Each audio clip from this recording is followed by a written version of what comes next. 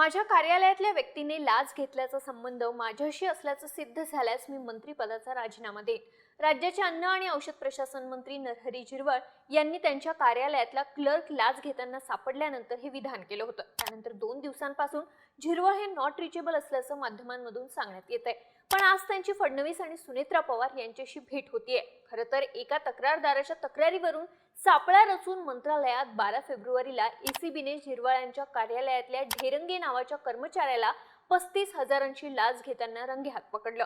त्याला 16 तारखेपर्यंत पोलीस कोठडी देखील सुनावण्यात आली होती. चौकशीत त्याने झिरवळ यांच्या खासगी पीएच्या सांगण्यावरून ही लाच घेतल्याचं सांगितलं असल्याने संशयाची सुई थेट झिरवळ यांकडे गेलीये. पण नॉट रिचेबल असलेल्या झिरवळ यांनी संपूर्ण प्रकरणाच्या चौकशीचे आदेश दक्षता पथकाला दिले आहेत. तसंच क्लर्कचा मूळ विभाग अन्न आणि नागरी पुरवठा आहे, त्याला पुन्हा त्याच्या मूळ विभागात पाठवा अशा सूचना झिरवळ यांनी दिल्या आहेत. दुसरीकडे आज राष्ट्रवादी काँग्रेसच्या कोर कमिटीची बैठक होतीये. या बैठकीतच झिरवळ यांचा फैसला होण्याची शक्यता आहे. पण या सगळ्यात चर्चा आहे ती झिरवळ यांना राष्ट्रवादीतल्या नेत्यांनीच अडकवल्याची. झिरवळ यांचा राजीनामा घेऊन त्या जागी मराठवाड्यातल्या एका नेत्याला मंत्रिपद हवं असल्याची.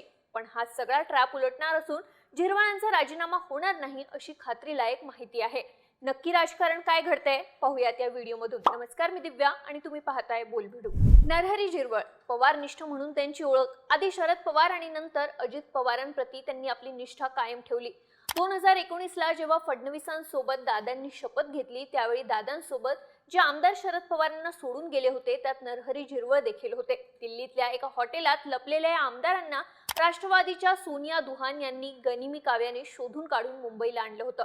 दरम्यान दादा परत आले आणि आमदारही शरद पवारांकडे परत आले. पुन्हा जेव्हा जुलै 2023ला दादांनी शरद पवारांना सोडलं तेव्हा देखील नरहरी झिरवळ दादांसोबत महायुतीत आले. त्यामुळे त्यांनी दादांची साथ सोडली नाही. महायुती सोबत आल्यानंतर सुरुवातीला त्यांना मंत्रिपद मिळाले नाही. मात्र विधानसभेनंतर महायुती सत्तेत आल्यावर झिरवळ यांना मंत्रिपदाची लॉटरी लागली. अन्न आणि औषध प्रशासन या खात्याची जबाबदारी अजित पवारांनी झिरवळांवर सोपवली होती. झिरवळ यांना मंत्रिपद मिळण्यासाठी सगळ्यात महत्त्वाचा फॅक्टर होता तो त्यांचं आदिवासी समाजातून येणं. नाशिक जिल्ह्यातील दिंडोरी विधानसभेचे आमदार असणारे नरहरी झिरवळ हे 2009चा अपवाद सोडला तर सातत्याने दिंडोरीमधून निवडून येतात. आदिवासी समाजाची ताकद मागे असल्यानेच त्यांनी आपला वर्चस्व आजवर टिकवून ठेवला आहे.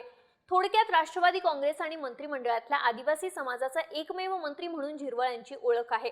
जमिनीवर राहून काम करणारा, साधेपणात राहणारा नेता म्हणून त्यांची ओळख आहे. शरद पवारांना सोडून आलेले झिरवळ साहेबांना सोडून दादांसोबत आलो तेव्हापासून मी साहेबांच्या समोरही गेलो नाही, इतका मी शरद पवारांच्या जवळचा आहे असं म्हणणाऱ्या झिरवळांनी साधारण वर्षभरापूर्वीच अजित पवार आणि शरद पवार एकत्र यावेत अशी जाहीर इच्छा देखील व्यक्त केली होती. असो, आता झिरवळ चर्चेत आले ते त्यांच्या मंत्रालयातल्या दालनात थेट भ्रष्टाचार झाल्यानं. एकीकडे अजित पवार गटातून मिटकरी सोडले तर कोणी झिरवळ यांची बाजू घेताना दिसत नाहीये. दुसरीकडे विरोधकांनी मात्र झिरवळ यांच्या राजीनाम्याची मागणी जोरदारपणे लावून धरली आहे. 23 फेब्रुवारीपासून होणाऱ्या अर्थसंकल्पीय अधिवेशनात ही मागणी आणखी तीव्रपणे मांडली जाण्याची शक्यता आहे. पण नरहरी झिरवळ यांना या सगळ्या ट्रॅपमध्ये कोणी अडकवलं का आणि झिरवळ यांचा राजीनामा होण्याची शक्यता कमी का आहे? धनंजय मुंडे आणि कोकाटेंपेक्षा हे प्रकरण वेगळं ठरण्याची शक्यता का आहे समजून घेऊ.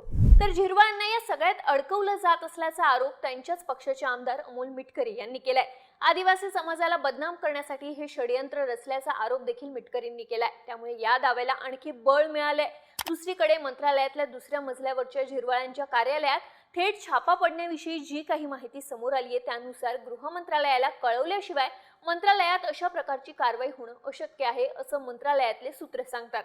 त्यामुळे ज्याप्रमाणे मंत्रालयात मंत्र्यांच्या कार्यालयात ट्रॅप लावून एसीबी घुसली, क्लर्कला रंगेहात पकडण्यात आलं आणि लाच मागण्यासाठी झिरवळ यांच्या पीएचं नाव पुढे आलं, त्या माध्यमातून झिरवळ देखील रडारवर आले.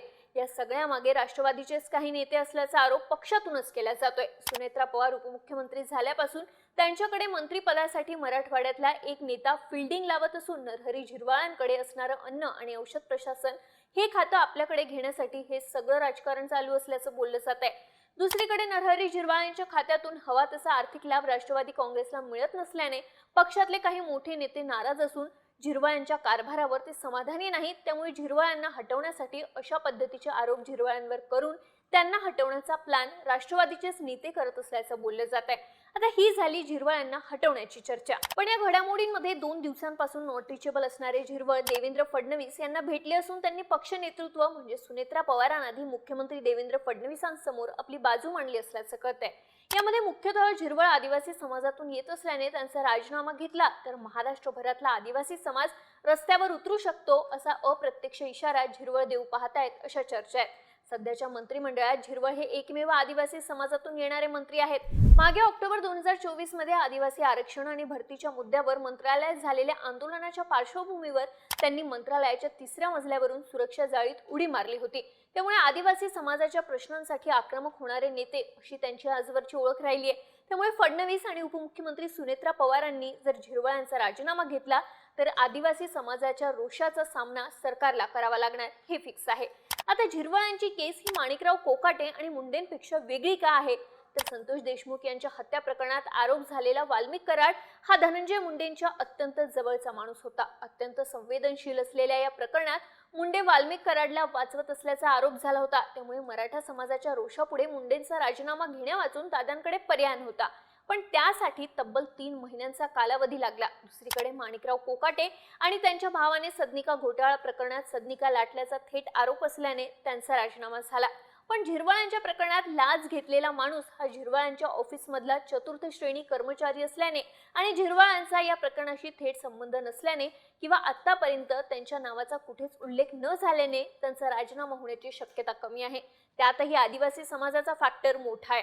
एकंदरीतच काय तर राष्ट्रवादीच्या अंतर्गत गोटातच कुजबूज आहे. नरहरी झिरवळ यांना त्यांच्याच पक्षातल्या नेत्यांनी प्लॅन करून अडकवल्याची. का तर झिरवळ यांनी मागे दादा आणि साहेब एकत्र यावेत ही व्यक्त केलेली इच्छा. सुनेत्रा वहिनींनी उपमुख्यमंत्री व्हावं याविषयी सगळ्यात पहिल्यांदा केलेलं वक्तव्य त्यांच्या खात्यातून हवा तसा आर्थिक लाभ न होणं आणि त्यांच्या खात्यावर राष्ट्रवादीच्याच दुसऱ्या एका नेत्याचा असलेला डोळा. बाकी तुम्हाला या सगळ्याबद्दल काय वाटतं आम्हाला कमेंट्स करून नक्की कळवा आणि अशाच माहितीपूर्ण व्हिडिओसाठी बोलबिडूच्या YouTube चॅनलला सबस्क्राईब करायला विसरू नका.